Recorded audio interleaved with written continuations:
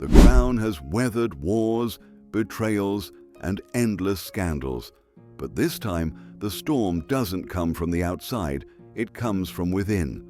Queen Camilla, a woman who fought decades to step into the royal spotlight, has now vanished from the United Kingdom on her private jet, leaving behind whispers of disgrace and a trail of unanswered questions. It all began at Raymill House, her private refuge. A single discovery there, a missing royal heirloom once tied to Queen Elizabeth II, shattered the silence and reignited a fire the monarchy thought it had buried long ago. From that moment, confrontation was inevitable.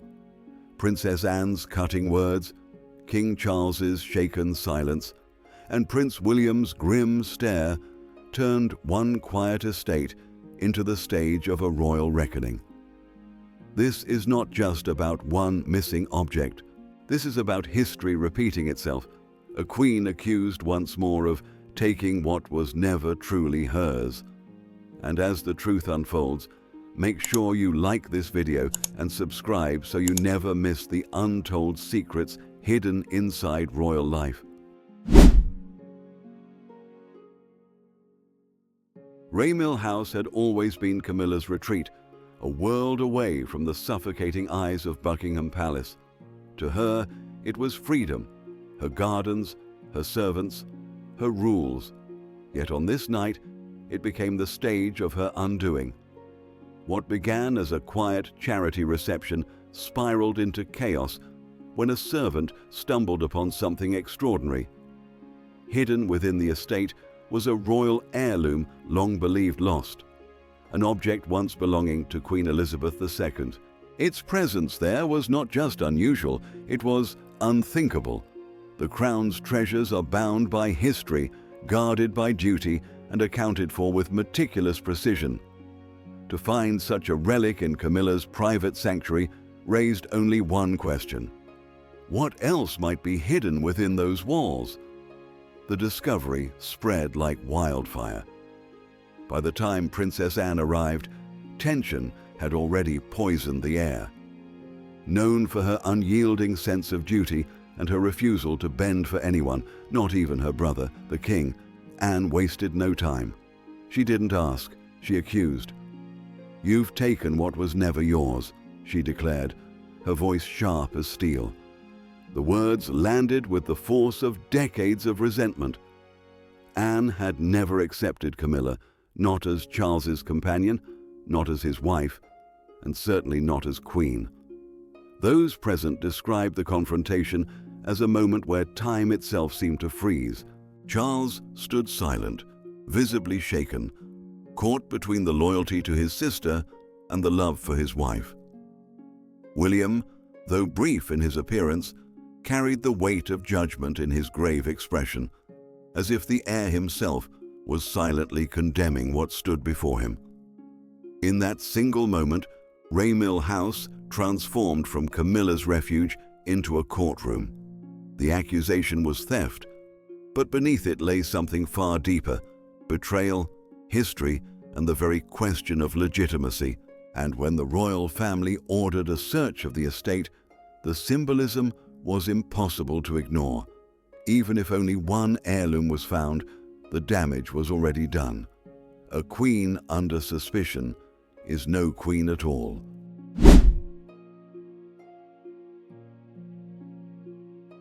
The clash at Raymill House was not born in a single night. It was the eruption of a rivalry that had burned quietly for decades. A feud rooted not just in royal duty, but in personal betrayal. Long before Camilla was crowned, long before Diana's tragic story reshaped the monarchy, there was Andrew Parker Bowles. He was Camilla's first husband, but before that, he had been linked romantically to Princess Anne. Their relationship never led to marriage, yet their bond endured. To Anne, Camilla was the woman who had stepped into her private sphere, taking a man she once held close. It was a wound that never healed, even as the years passed and the royal stage grew more complicated.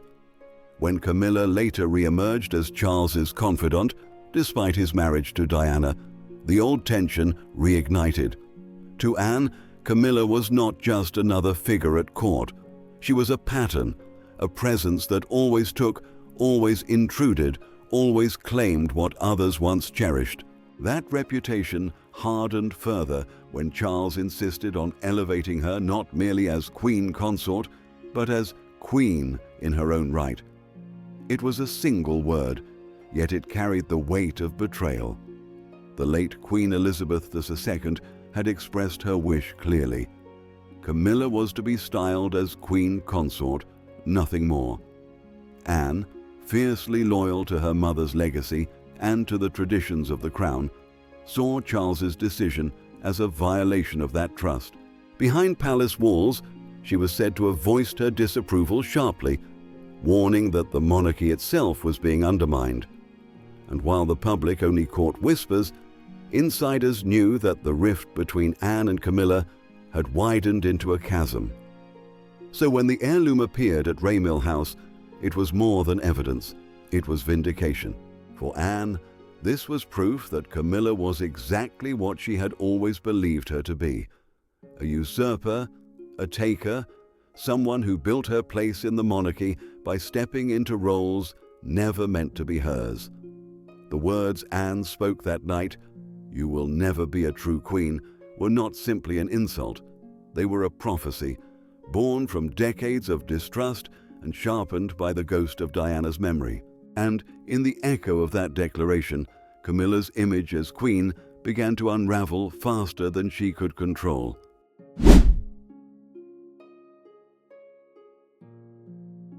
No matter how far Camilla has risen, no matter how carefully the palace has polished her image, one name has always stood in her shadow: Diana.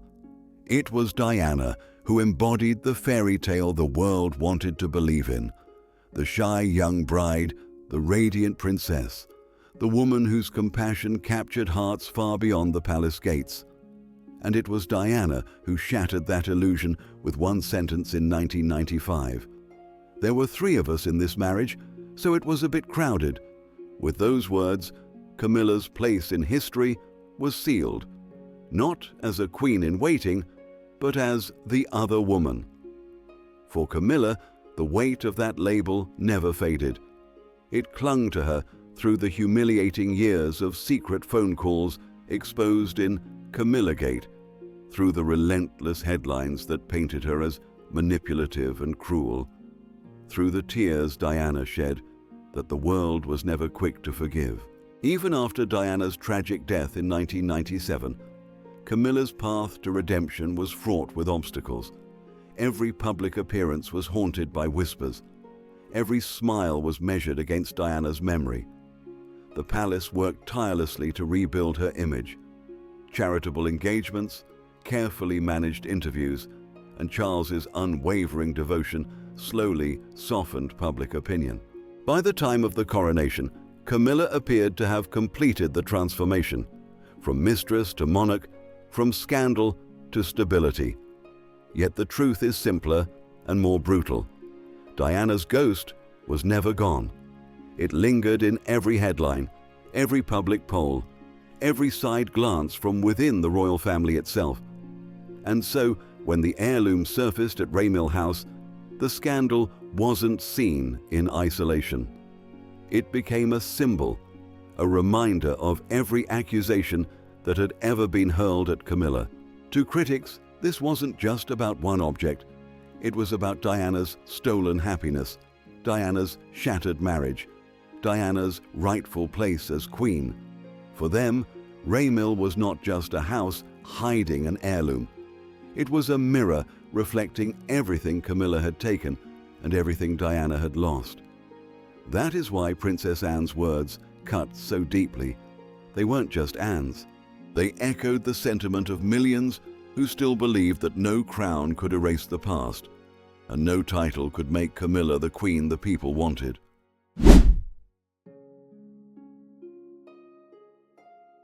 For years after Diana's death, Camilla lived in the shadows. She avoided cameras, skipped major events, and accepted the role of a ghost within the monarchy. To many, her silence was not humility, but shame. And yet, behind palace walls, plans were quietly set into motion to bring her back into the light. It began slowly, almost invisibly, a carefully staged charitable appearance here, a discreet royal engagement there. Step by step, Camilla was reintroduced to the public, not as the woman who had shattered Diana's marriage, but as a partner, a steadying force beside Charles. The strategy worked. Time dulled the sharpest edges of public outrage, and by the time Charles insisted on her elevation from queen consort to queen, it seemed the reinvention was complete. But reinvention is fragile. It can survive whispers, even scandals, so long as the narrative is controlled. What it cannot survive is a symbol powerful enough to reopen every old wound. And that is exactly what the heirloom at Raymill House became. Raymill had always been Camilla's sanctuary, her private retreat, purchased long before the crown ever touched her head. It symbolized her independence, her freedom, her claim to a life outside the suffocating traditions of Buckingham Palace. But when a treasure tied to Queen Elizabeth II was found there, the sanctuary transformed into a crime scene in the court of public opinion. To critics, it was not just negligence, it was betrayal. The collapse was swift. In a matter of days, the decades of careful image building crumbled. The queen who had been slowly accepted was once again the outsider, the usurper, the taker.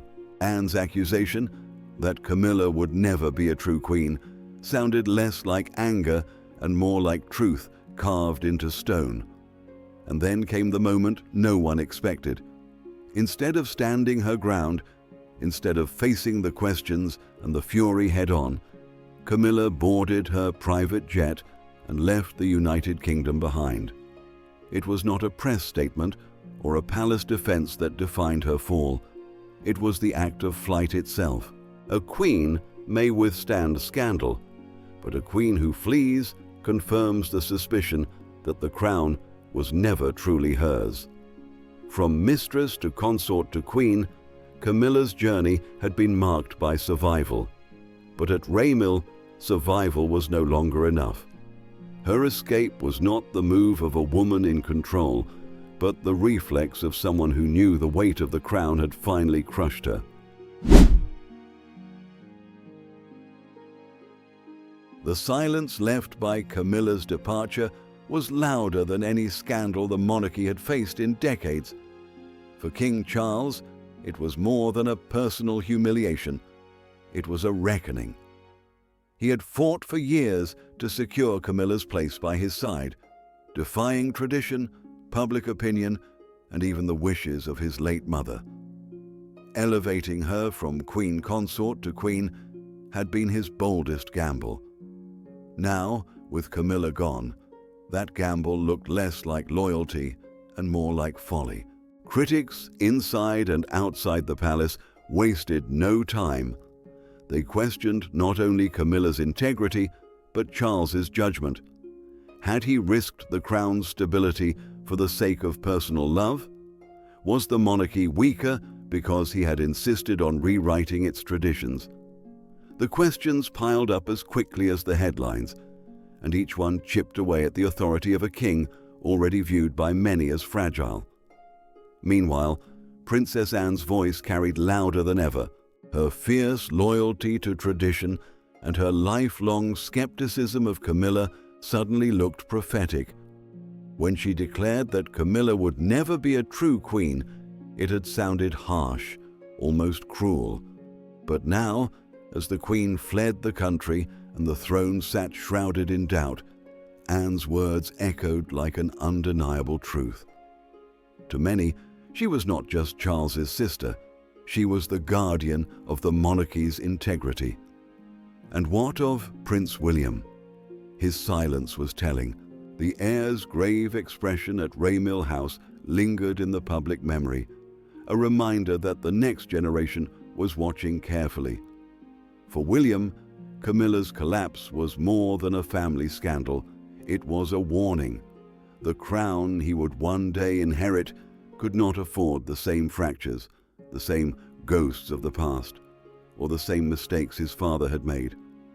Beyond palace walls, the public remained divided. Supporters of Diana saw Camilla's flight as poetic justice, a final act of truth after years of betrayal. Others insisted that Camilla had spent decades proving her loyalty and that she was now being crucified by old grudges. But whichever side people took, one perception united them all: the monarchy had been shaken. The discovery at Raymill House, the accusations, the secret family meeting, and the Queen's sudden escape combined into a single defining image, a crown that looked heavier than ever, perched on a family divided against itself. For Charles, the regret was personal. For Anne, it was vindication. For the monarchy, it was a dangerous reminder that legitimacy rests not just on bloodlines and ceremonies, but on trust. And once trust is broken, even the grandest of thrones can feel like quicksand. As the dust settles over Raymill House, one truth shines through the chaos. Camilla's undoing was never about a single heirloom. It was about the weight of history, the echo of Diana's sorrow, and the fragile legitimacy of a queen who was never fully accepted. By leaving the United Kingdom, Camilla may have escaped the glare of the cameras, but she confirmed what her critics had always believed, that her crown was borrowed, not earned. For King Charles, the choice to elevate her now hangs heavy, perhaps as the most costly decision of his reign. For Princess Anne, the storm feels like vindication after years of warnings ignored. And for the monarchy itself, this scandal is more than a family quarrel. It is a fracture in the foundation of trust. Camilla's flight may one day be remembered not as a retreat, but as a surrender, the final proof that some shadows can never be outrun, not even by a queen. Because in the monarchy, perception is power. And once perception turns, no throne, no crown, and no palace wall can hold back the tide. But the story is far from over. Will Camilla return to fight for her place, or has she already written the final chapter of her reign? And if this is truly the end, what does it mean for Charles, for Anne, and for the future of the crown itself? Thank you for watching. If you found this story as revealing as we did, make sure to like this video, subscribe to the channel, and join the conversation below. Your voice matters, and together we'll uncover the truths the crown cannot hide.